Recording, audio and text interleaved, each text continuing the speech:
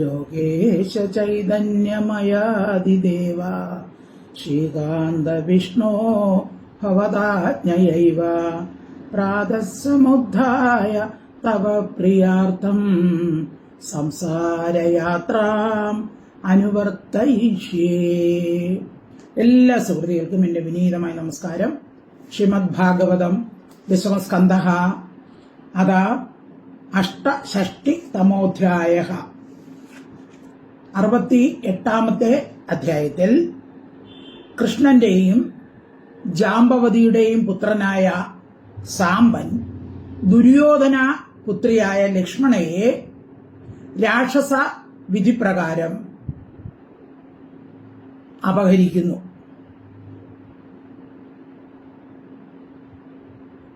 സാംബൻ സ്വയംവര മണ്ഡപത്തിൽ വച്ച് ദുര്യോധന പുത്രിയായ ലക്ഷ്മണയെ രാക്ഷസ രീതിയിൽ അപഹരിക്കാൻ ശ്രമിച്ചപ്പോൾ ദുര്യോധനാദികൾ കോപാകുലരായി സാംബനോട് യുദ്ധം ചെയ്യുന്നു. സാംബൻ വളരെ ശക്തമായി എതിർത്തു നിന്നെങ്കിലും അവർ ഒന്നിച്ചാക്രമിച്ചപ്പോൾ സാംബന് പരാജയമുണ്ടായി. അവർ സാംബനെ ബന്ധിച്ചു. ഈ വാർത്ത നാരദ മഹർഷിയിൽ നിന്ന് വൃഷ്ണികൾ അറിഞ്ഞു. അവർ യുദ്ധത്തിനായി പുറപ്പെടാൻ തുടങ്ങുമ്പോൾ ബലരാമൻ അവരെ സമാധാനിപ്പിച്ചു. ബലരാമൻ ഹസ്തിനാപുരത്തിൽ എത്തി. ഉദ്ധവർ ബലരാമനെത്തിയ വിവരം ധൃതരാഷ്ട്രരെ അറിയിക്കുന്നു. അവർ വളരെ സന്തോഷത്തോടുകൂടി അവരെ ആദരിക്കുന്നു. ഇത്രയും ഭാഗമാണ് ഇന്ന് നമുക്ക് ചർച്ച ചെയ്യേണ്ടത്. ഓം നമോ ഭഗവതേ വാസുദേവായ. ശ്ലോകം 1. ശ്രീശുക ഉവാചാം ദുര്യോധനസുതാം രാജൻ ലക്ഷ്മണാം സമിതിഞ്ജയഃ സ്വയംവരസ്താം അഹരത് സാംബോ ജാംബവതി സുതഃ. ദുര്യോധനസുതാം രാജൻ ലക്ഷ്മണാം സമിതിഞ്ജയഃ. രാജൻ, അല്ലയോ രാജാവേ, ശ്രീശുകൻ പരീക്ഷത്തിനോട് പറയുകയാണ്, അല്ലയോ രാജാവേ, സമിതിഞ്ജയഃ, യുദ്ധത്തിൽ ജയിക്കുന്ന സ്വഭാവത്തോടുകൂടിയ ജാംബവതി സുത, ജാംബവതിയുടെ പുത്രൻ സാംബൻ. അപ്പോൾ സാംബന് യുദ്ധത്തിൽ ജയിക്കുന്ന സ്വഭാവത്തോടുകൂടിയ വില്ലാളി വീരനാണ് സാംബൻ. ഏത് ശത്രുക്കളോട് എതിരിട്ടാലും സാംബൻ ജയിക്കും. അങ്ങനെയുള്ള സാംബൻ സ്വയംവരസ്ഥാം, കല്യാണ മണ്ഡപത്തിൽ നിൽക്കുന്ന ദുര്യോധന സുതാം, ദുര്യോധനപുത്രിയായ ലക്ഷ്മണയെ അഹരത്, അപഹരിച്ചു. അപ്പോൾ ദുര്യോധനന്റെ പുത്രിയായ ലക്ഷ്മണയുടെ വിവാഹമാണ്. വിവാഹ മണ്ഡപത്തിൽ ലക്ഷ്മണ ഒരുങ്ങി നിൽക്കുകയാണ്. അപ്പോൾ സാംബൻ എന്ത് ചെയ്തു? ആ വിവാഹ മണ്ഡപത്തിൽ നിൽക്കുന്ന ആ ലക്ഷ്മണയെ അവിടെ നിന്ന് അപഹരിക്കുകയാണ്. അതിന് പറയുന്നത് രാക്ഷസ രീതി എന്നാണ്. അപ്പൊ രാക്ഷസ രീതിയിൽ അപഹരിക്കാൻ ശ്രമിക്കുകയാണ്. ആര്? ശ്രീകൃഷ്ണന്റെയും ജാംബവതിയുടെയും പുത്രനായ സാംബൻ. ദുര്യോധനസുതാം രാജൻ ലക്ഷ്മണാം സമിതിഞ്ജയഃ സ്വയംവരസ്താം അഹരത് സാംബോ ജാംബവതി സുതഃ. ശ്ലോകം 2. കൗരവാ കുപിതാ ഊജോർ ദുർവിനീതോ അയമർഭകഃ കദർത്തീകൃത്യ ന കന്യാം അകാമാം അഹരത് ബലാദ്. കൗരവാഹ കുപിത ഊജുഹു ദുർവിനീതഃ അയം അർഭകഃ. ദുർവിനീതഃ, ദുസ്വഭാവിയായ അയം അർഭകഃ, ഈ കുട്ടി, അതായത് സാംബൻ, നഹ, നമ്മളെ കദർത്തീകൃത്യ, നിസാരമാക്കിയിട്ട്, അകാമാം അനുരാഗമില്ലാതിരിക്കുന്ന, അതായത് ലക്ഷ്മണയ്ക്ക്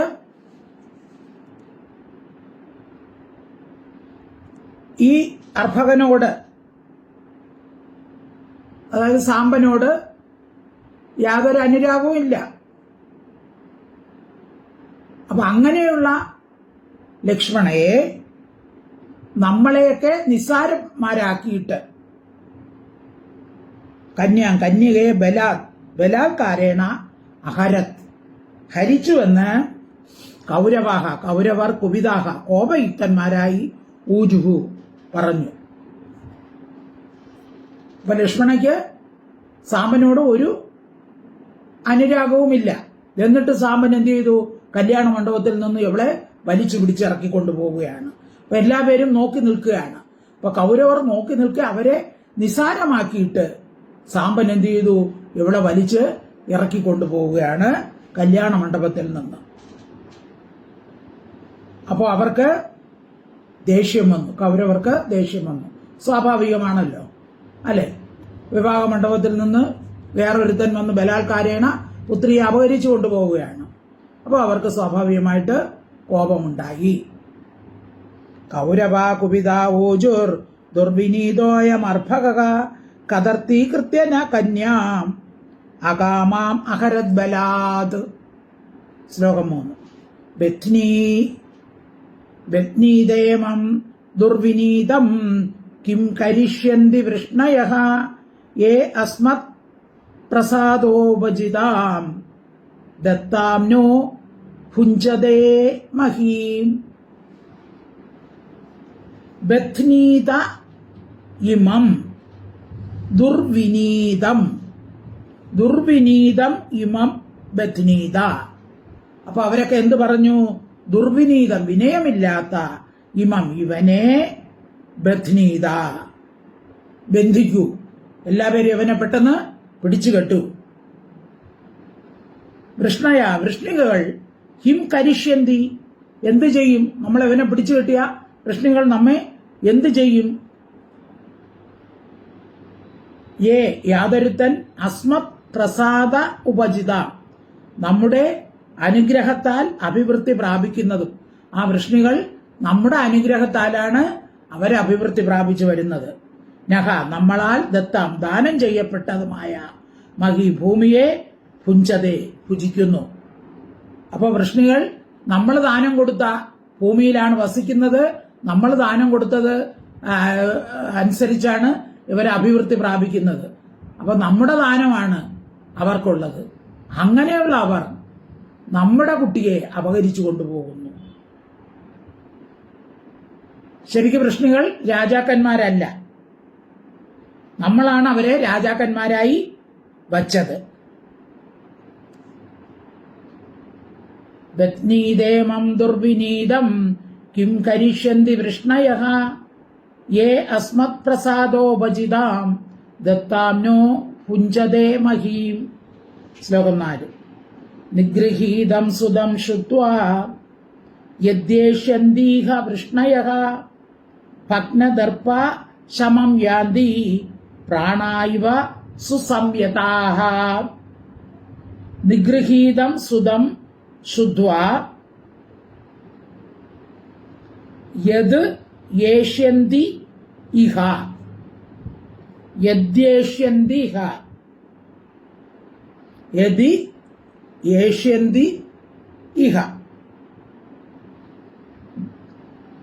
നിഗൃഹീതം സുതം, പുത്രനെ നിഗൃഹീതം, ബന്ധിച്ചതായിട്ട് ശുദ്ധ്വ കേട്ടിട്ട് വൃഷ്ണികൾ ഇഹ, ഇവിടെ യേഷ്യന്തി യതി, വരുന്നുവെങ്കിൽ, അപ്പോ അവരുടെ മകനെ ഇവിടെ ബന്ധിച്ചു വെച്ചിരിക്കുകയാണെന്ന് അറിഞ്ഞ് അവരിവിടെ വരുമല്ലോ.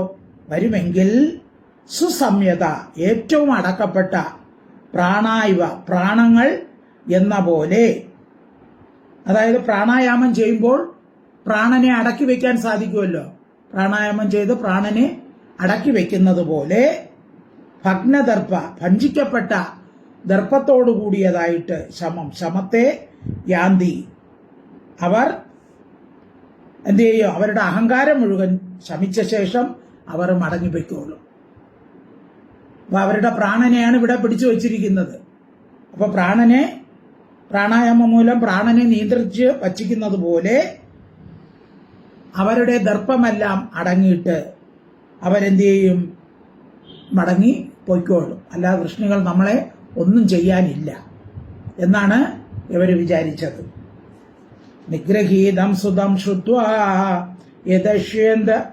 യദ്യേഷ്യന്തീഹ വൃഷ്ണയഃ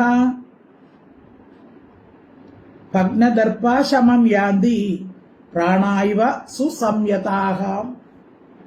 ശ്ലോകം 5. ഇതി കർണശലോ ഭൂരിർ യജ്ഞകേതുസു യോധനഃ സാംബം ആരേഭിരേ ബദ്ധും കുരുവൃദ്ധാൻ അനുമോദിതാഃ. ഇതി കർണഃ ശലഃ ഭൂരിഹി. ഇപ്രകാരം പറഞ്ഞ് കർണനും ശലനും, ഭൂരി എന്ന് പറഞ്ഞ ഭൂരി സ്രവസ്, യജ്ഞകേതു, സുയോധനൻ ഇവരെല്ലാം എന്ത് ചെയ്തു? സാംബം ആരേഭിരെ ബദ്ധും, സാംബനെ ബന്ധിക്കാനായി പുറപ്പെട്ടു. കുരു വൃദ്ധ അനുമോദിത. അപ്പൊ വൃദ്ധന്മാർ അവരെ പ്രോത്സാഹിപ്പിച്ചു. നിങ്ങൾ പിടിച്ചു കെട്ടു എന്ന് പറഞ്ഞു. അപ്പൊ വൃദ്ധന്മാരാൽ അനുമോദിക്കപ്പെട്ടവരായി അവരെന്ത് ചെയ്തു? കർണനും ശലനും ഭൂരിശ്രവസും യജ്ഞകേതുവും സുയോധനനും സാംബനെ ബന്ധിക്കാനായി പുറപ്പെട്ടു. ഇതി കർണശലോ ഭൂരിർ യജ്ഞകേതു സുയോധനഃ സാംബം ആരേഭിരേ ബദ്ധും കുരുവൃദ്ധ അനുമോദിതാഃ. ശ്ലോകം 6. ദൃഷ്ട്വാനുധാവത സാംബോ താർത്തരാഷ്ട്രാൻ മഹാരഥഃ പ്രഹൃഹ്യ രുചിരം ചാപം തസ്ഥൗ സിംഹ ഇവൈകലഃ. ദൃഷ്ട്വാ അനുധാവതഃ സാംബഃ ധാർത്തരാഷ്ട്രാൻ മഹാരഥഃ. മഹാരഥനായ സാമ്പൻ മോശക്കാരനൊന്നുമല്ല. ആരുമായിട്ട് യുദ്ധം ചെയ്താലും സാമ്പൻ ജയിക്കും. മഹാരഥനായ സാമ്പൻ, അതായത് 1000-10,000 പടയാളികൾ വന്നാലും അവരെ ഒന്നിച്ച് തോൽപ്പിക്കാനുള്ള ശക്തി സാമ്പനുണ്ട്. അനുധാവത, പിന്നാലെ ഓടി വരുന്ന ധാർത്തരാഷ്ട്രപുത്രന്മാരെ ദൃഷ്ടുവ, കണ്ടിട്ട് രുചിരം, മനോഹരമായ ചാപത്തെ പ്രഗൃഹ്യ, എടുത്തു. തന്റെ ചാപം വില്ലൊക്കെ എടുത്തിട്ട് ഏകനായിട്ട് സിംഹം എന്ന പോലെ തസ്ഥൗ സ്ഥിതി ചെയ്തു. അപ്പൊ കുറെ പേര് ഓടി വന്നിട്ടും സാമ്പൻ പേടിച്ചില്ല. സാമ്പൻ തന്റെ വില്ലെടുത്ത് ഒരു സിംഹത്തിനെ പോലെ അലറിക്കൊണ്ട് നിൽക്കുകയാണ്. താൻ തനിച്ചേ ഉള്ളൂ എന്നുള്ള പേടിയൊന്നും സാമ്പന് ഇല്ല. ദൃഷ്ട്വാനുധാവത സാംബോ ധാർത്തരാഷ്ട്രാൻ മഹാരഥഃ പ്രഗൃഹ്യ രുചിരം ചാപം തസ്ഥൗ സിംഹ ഇവൈകലഃ. ശ്ലോകം 7. തം തേ ജിഘൃക്ഷവ ക്രുദ്ധ തിഷ്ഠേതി ഭാഷിണഃ ആസാദ്യ ധന്വിനോ ബാണൈ കർണ അഗ്രണ്യ സമാകിരൻ.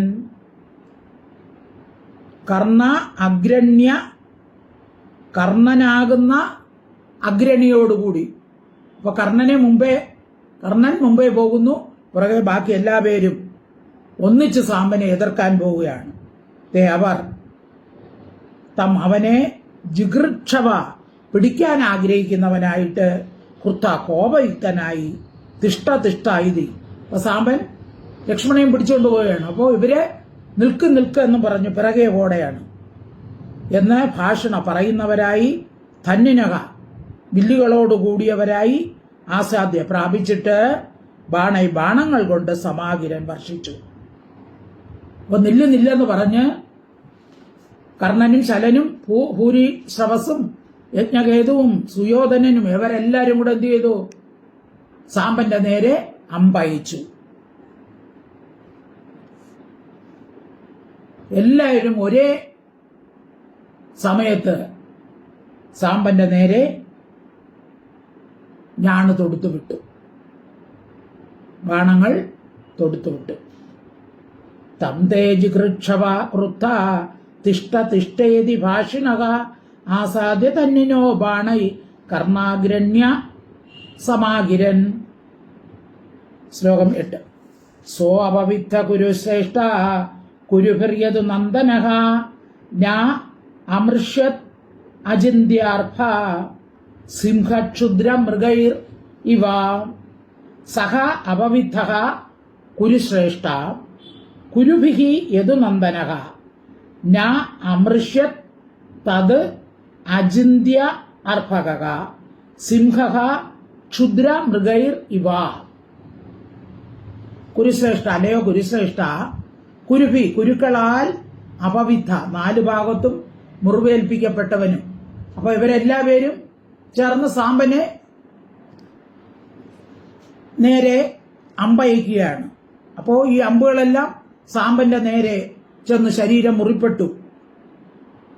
അചിന്ത്യാർഭക, അചിന്ത്യന്റെ, നമുക്ക് ചിന്തിക്കാൻ കഴിയാത്തവനായ ആ കൃഷ്ണന്റെ മകൻ, പുത്രനായ സാമ്പൻ ആരാണ്? കൃഷ്ണന്റെ മകനാണ്. അപ്പോ നമുക്ക് ചിന്തിക്കുന്നതിനേക്കാളും കഴിവുള്ള ആ കൃഷ്ണന്റെ, നമ്മുടെ ചിന്തയ്ക്കും യഥോ വാചോ നിവർത്തന്തേ അപ്രാപ്യ മനസാസക, മനസ്സിനും ചിന്തയ്ക്കും അപ്പുറമാണ് ഭഗവാന്റെ ആ ശക്തി എന്ന് പറയുന്നത്. അങ്ങനെയുള്ള കൃഷ്ണന്റെ മകനായ സഹ യദു നന്ദനഹ, ആ യദുനന്ദനൻ ക്ഷുദ്രമൃഗൈ, നിസാര മൃഗങ്ങളാൽ സിംഹൈവ, സിംഹം എന്ന പോലെ. അപ്പൊ നിസാര മൃഗങ്ങൾ സിംഹത്തെ ഉപദ്രവിച്ചാൽ എന്ത് ചെയ്യും? സിംഹം വളരെ വേഗത്തിൽ അവയെ നശിപ്പിക്കും. അതുപോലെ ഇവരെയൊക്കെ നിസ്സാരമാക്കിക്കൊണ്ട് സാമ്പൻ എന്ത് ചെയ്തു? അവരെ നേരെ അമ്പയിച്ചു. ഞാൻ അമൃഷ്യ, അവർ ചെയ്ത അപരാധത്തെ സാമ്പൻ സഹിച്ചില്ല. ഞാൻ അമൃഷ്യ എന്ന് വെച്ചാൽ സഹിച്ചില്ല, എന്നുവെച്ചാൽ സാമ്പനും തിരിച്ച് അതുപോലെ തന്നെ അമ്പ് അയച്ചു. സോപവിദ്ധ കുരുശ്രേഷ്ഠ കുരുഭിരേതു നന്ദനഃ നാമൃഷത്ത അചിന്ത്യാർഭ സിംഹക്ഷുദ്ര മൃഗൈർ ഇവ. ശ്ലോകം 9. വിസ്ഫൂർജ്യ രുചിരം ചാപം സർവാൻ വിവ്യാത സായകൈഃ കർണാദീൻ ഷഡ്രഥാൻ വീര താവത്വിർ യുഗപത് പൃഥക്. വിസ്ഫൂർജ്യ രുചിരം ചാപം, രുചിരം ചാപം വിസ്ഫൂർജ്യ, രുചിരം മനോഹരമായ ചാപം, വില്ലിനെ വിസ്ഫൂർജ്യ ശബ്ദിപ്പിച്ചിട്ട് ഉടനെ സാമ്പൻ തന്റെ വില്ലിനെ എടുത്ത് അതിന്റെ ഞാൺ വലിച്ചു. വീരഹ ശൂരൻ, കർണാദീൻ കർണൻ മുതലായ 6 പേരെയും, രഥാൻ തേരുകളെയും, സർവാൻ എല്ലാവരെയും, താവത്വി സായക് അത്ര ബാണങ്ങൾ കൊണ്ട്, പൃഥക് വെവ്വേറെ, യുഗപത് ഏകകാലത്തിൽ, വിവ്യാത മുറിപ്പെടുത്തി. ഒരേ കാലത്ത് തന്നെ, ഒരേ സമയത്ത് തന്നെ ഇവർ 6 പേരുടെ നേരെ സാമ്പൻ എന്ത് ചെയ്തു? അമ്പയച്ചു. അങ്ങനെ അവരുടെ തേരുകളെയും എല്ലാ പേരെയും മുറിപ്പെടുത്തി. 6 ബാണങ്ങൾ കൊണ്ട് ഏകകാലത്തിൽ വെവ്വേറെയായിട്ട് 6 തേരുകളെയും 6 പേരെയും ബാണങ്ങൾ കൊണ്ട് മുറിപ്പെടുത്തി. വിസ്ഫോർജ്യ രുചിരം ചാപം സർവാൻ വിവ്യാത സായകൈഃ കർണാദീൻ ഷഡ്രഥാൻ വീര താവത്വിർ യുഗപത് പൃഥക്. ശ്ലോകം 10. ചതുർഭി ചതുരോ വാഹാൻ ഏകൈകേന ച സാരഥീൻ രഥിനശ്ച മഹേശ്വാസാം തസ്യ തത്തേ അഭ്യപൂജയൻ. ചതുർഭിഃ ചതുരഃ വാഹാൻ ഏകൈകേന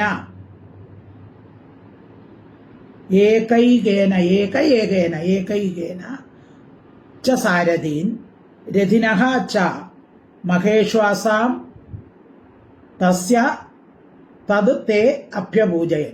ചതുർഭിഃ 4 കൊണ്ട് ചതുരക വാഹാൻ 4 കുതിരകളെയും, 4 ബാണം കൊണ്ട് 4 കുതിരകളെയും, ഏകൈകേന ഓരോന്നുകൊണ്ട് സാരഥി തേരാളികളെയും, മഹേശ്വാസാൻ വില്ലാളി വീരന്മാരായ രഥിന തേരാളികളെയും, തസ്യ അവന്റെ തത്കർമ്മ ആ കർമ്മത്തെ, തേ അവർ അഭ്യപൂജയൻ, അവർ അഭിനന്ദിച്ചു.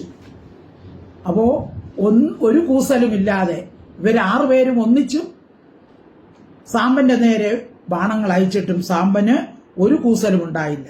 4 ബാണങ്ങൾ കൊണ്ട് 4 കുതിരകളെ ചെയ്തു, ഒരു ബാണം കൊണ്ട് എല്ലാ സാരഥികളെയും, പിന്നെ ഒറ്റ ബാണം കൊണ്ട് മഹാവില്ലാളികളായ തേരിലിരിക്കുന്ന 6 പേരെയും എയ്തു. അപ്പൊ ഇതെല്ലാം സാമ്പൻ ആരുടെ മകനാണ്? കൃഷ്ണന്റെ മകനാണ്. അപ്പൊ സാമ്പന് കൃഷ്ണനെ പോലെ തന്നെ ആ ബലം ഉണ്ട്. അപ്പൊ ആ കൃഷ്ണന്റെ മകനായ സാമ്പൻ എന്ത് ചെയ്തു? 4 ബാണം കൊണ്ട് 4 കുതിര ചെയ്തിട്ട് ഒരു ബാണം കൊണ്ട് എല്ലാ സാരഥികളെയും, പിന്നെ ഒരു ബാണം കൊണ്ട് തേരിലിരിക്കുന്ന എല്ലാ പേരെയും എയ്തു. ദുര്യോധനാദികൾ ഇത്ര വേഗത്തിൽ ബാണം പ്രയോഗിച്ചത് കണ്ട് ആ സാമ്പന്റെ ആ ധൈര്യം കണ്ട് അവരെല്ലാം ബഹുമാനപൂർവം അവനെ പ്രശംസിച്ചു. അപ്പൊ എതിരാളിയാണെങ്കിലും കൊച്ചുകുട്ടിയാണെങ്കിലും ഇത്ര ധൈര്യത്താൽ ഈ മഹാരഥന്മാരായ 6 പേരെയും അതുപോലെ കുതിരകളെയും രഥത്തെയും എല്ലാത്തിനെയും പൊടിയാക്കാൻ, മുറിപ്പെടുത്താൻ സാധിച്ച സാമ്പന്റെ ആ ധൈര്യത്തെ അവർ പ്രശംസിച്ചു. ചതുർഭിച്ചതുരോ വാഹാൻ ഏകൈകേന ച സാരഥീൻ രഥിനച്ച മഹേശ്വാസാൻ തസ്യ തത്തെ അഭ്യപൂജയൻ. ശ്ലോകം 11. തം തു തേ വിരഥം ചക്രോ ചത്വാര ചതുരോഹയാൻ ഏകസ്തു സാരഥീം ജഘ്നേ ചിച്ഛേദാന്യ ശരാസനം. തം തു തേ വിരഥം ചക്രുഹു തേ തു അവരാകട്ടെ തം അവനെ വിരഥം തേരില്ലാത്തവനായി ചക്രു ചെയ്തു. അപ്പൊ ഇവരെല്ലാരും കൂടെ എന്ത് ചെയ്തു? അവന്റെ തേരിനെ ആദ്യം ഇല്ലാതാക്കി, തേരില്ലാത്തവനാക്കി മാറ്റി. ചത്വാര 4 പേർ ചതുരകാകയാൻ 4 കുതിരകളെ ജഘ്നെ ഹനിച്ചു. അപ്പൊ 4 പേർ ചേർന്ന് 4 കുതിരകളെ, ഇവിടെ സാമ്പൻ ഒരാളാണ് അവരുടെ എല്ലാ കുതിരകളെയും ഇല്ലാതാക്കിയത്. അവര് 4 പേർ ചേർന്നാണ് സാമ്പന്റെ 4 കുതിരകളെ ഇല്ലാതാക്കിയത്. ഏകഹ ഒരുവൻ സാരഥിയെ ജഘ്നെ ഹനിച്ചു. അന്യഹ മറ്റൊരുത്തൻ ശരാസനം വില്ലിനെ ചിച്ഛേദ മുറിച്ചു. അപ്പൊ അവർ 4 കുതിരകളെയും ഒരുവൻ സാരഥിയെയും മറ്റൊരുവൻ വില്ലും മുറിച്ചു. അപ്പൊ ഒരു ബാലനോട് 6 പേർ എതിർത്താൽ ആർക്കാണ് തിരിച്ചെതിർക്കാൻ പറ്റുന്നത്? അതും സാധാരണക്കാരല്ല, കർണൻ തുടങ്ങിയവരാണ്. അപ്പൊ ഒരു ബാലനോട് 6 പേർ അവന് ചുറ്റും നിന്ന് അവനെ എതിർത്തു. അപ്പോൾ അവന് പിന്നെ ഒന്നും ചെയ്യാൻ സാധിച്ചില്ല. ആദ്യം അവൻ എല്ലാം എതിർത്ത് നോക്കി. അവരുടെ തേരിനെയും രഥത്തെയും തേരിനെയും കുതിരകളെയും തേരാളിയെയും എല്ലാവരെയും അവര് സാമ്പൻ ഒറ്റയ്ക്ക് ഇല്ലാതാക്കിയതാണ്. പക്ഷെ ഇവരെന്ത് ചെയ്തു? എല്ലാവരും കൂടെ ചേർന്ന് സാമ്പന്റെ കുതിരകളെയും തേരാളിയും എല്ലാം കൊന്നു. അത് കഴിഞ്ഞ് വില്ലിനെ മുറിക്കുകയും ചെയ്തു.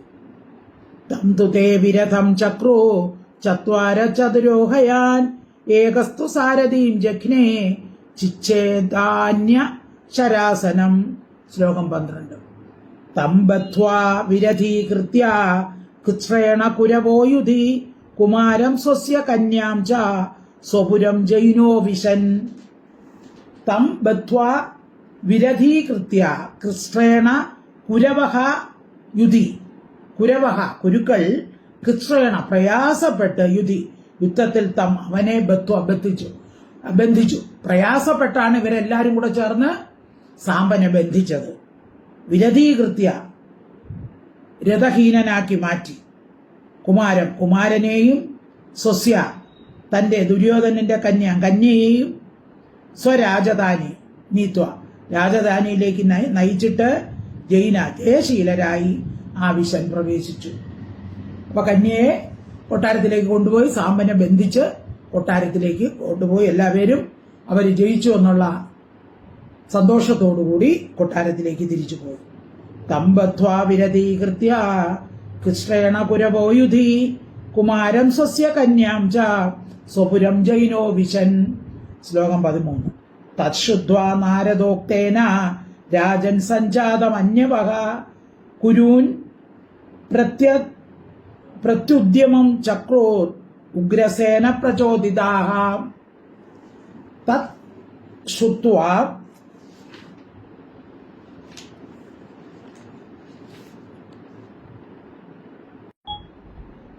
ശ്രുത്വാ നാരദ ഉക്തേന രാജൻ സഞ്ജാതം അന്യവഹ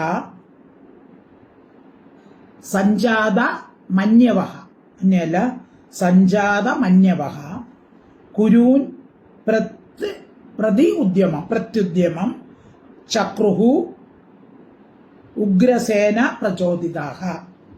രാജൻ, ഹേ രാജാവേ, നാരദോ ഉക്തേന, നാരദന്റെ വാക്കിനാൽ, നാരദൻ പറഞ്ഞത് അനുസരിച്ച് തത് അതിനെ ശ്രുത്വ.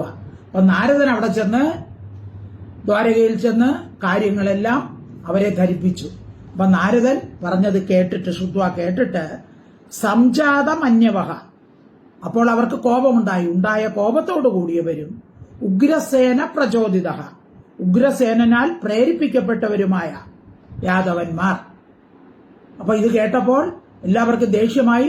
ഉഗ്രസേനൻ പറഞ്ഞു, ഉടനെ തന്നെ നിങ്ങള് എല്ലാവരും യുദ്ധത്തിന് ഒരുങ്ങി അവിടെ ചെല്ലുക.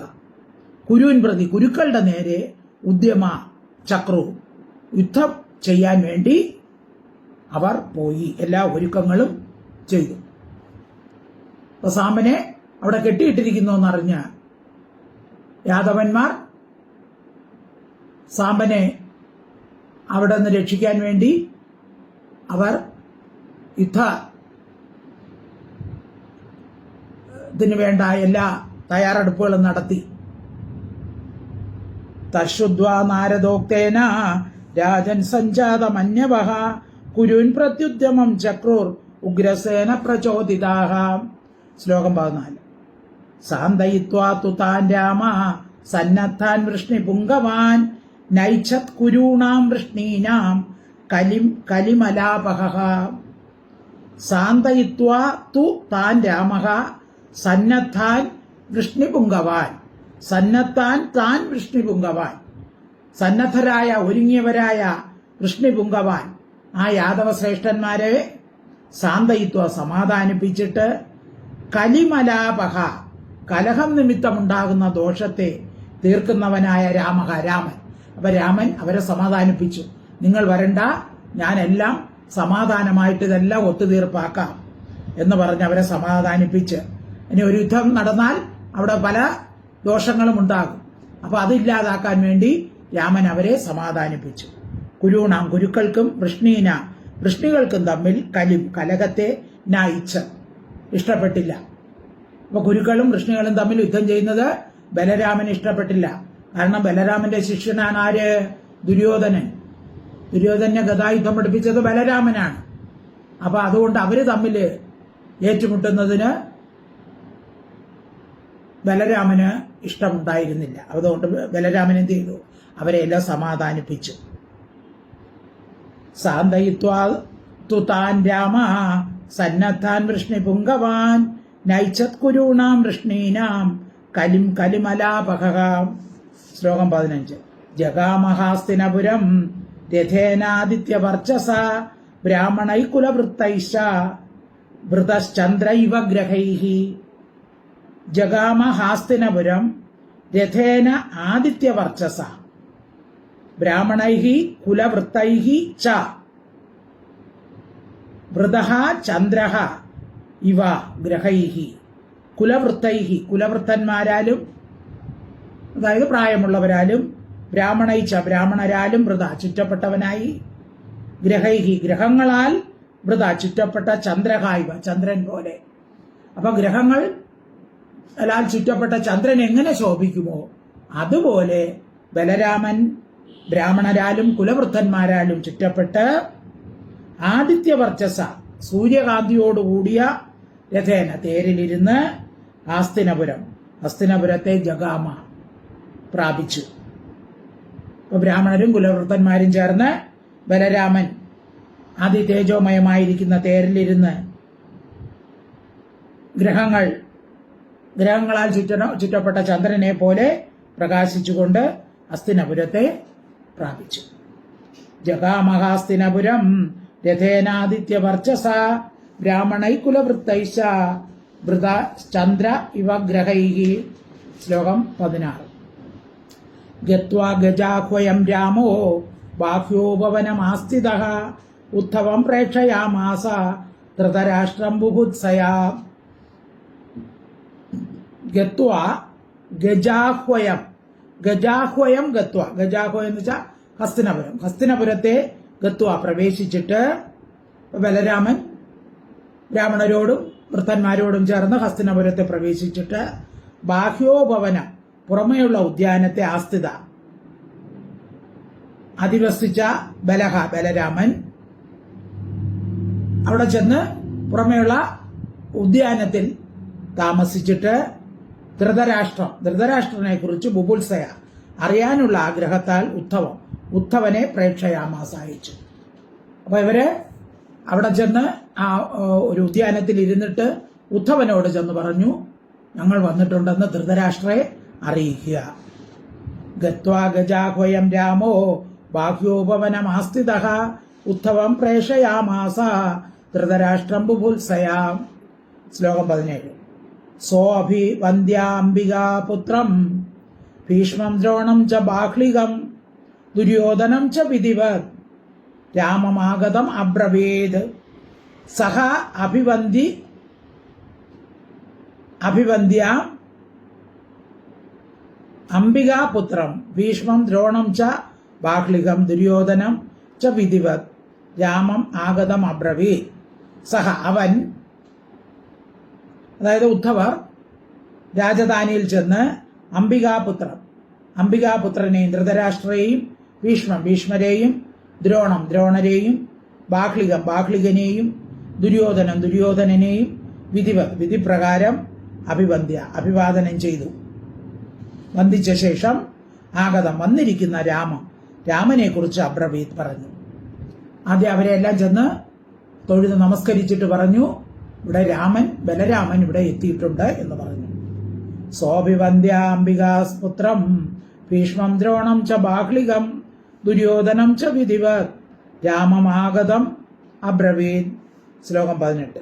തേപി പ്രീതാസ്തമാകർണ്യ പ്രാപ്തം രാമം സുഹൃത്തമം തമർച്ചയിത്വാ അഭിയയോ സർവേ മംഗളപാണയഃ. തേ അപി പ്രീതാഃ തം ആകർണ്യ പ്രാപ്തം രാമം സുഹൃത്തായിരിക്കുന്ന തം രാമം, ആ ബലരാമനെ പ്രാപിച്ചവനായി ആകർണ്യ കേട്ടിട്ട് പ്രീതാഹ സന്തുഷ്ടരായ തേ അഭി അവരും തം ഉദ്ധവനെ അർച്ചയിത്വ സൽക്കരിച്ചിട്ട് സർവേ എല്ലാവരും മംഗളപദാർത്ഥങ്ങൾ കയ്യിലെടുത്ത് അഭിയയോ, അതായത് ബലരാമനെ എതിരേക്കാനായി കൂട്ടിക്കൊണ്ടുവരാനായി അവരെല്ലാവരും കൂടെ പുറപ്പെട്ടു. ഉദ്ധവരെ സൽക്കരിച്ചു.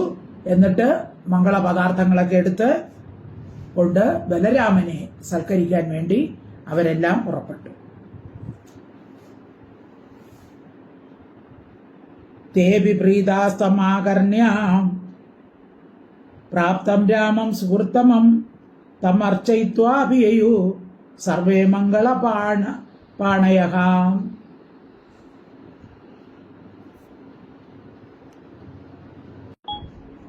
സർവത്ര ഗോവിന്ദനാമ സങ്കീർത്തനം. ഗോവിന്ദ ഹരി ഗോവിന്ദ. ഹരി ഓം തത്സത്. ഹരി ഓം തത്സത്. ഹരി ഓം തത്സത്.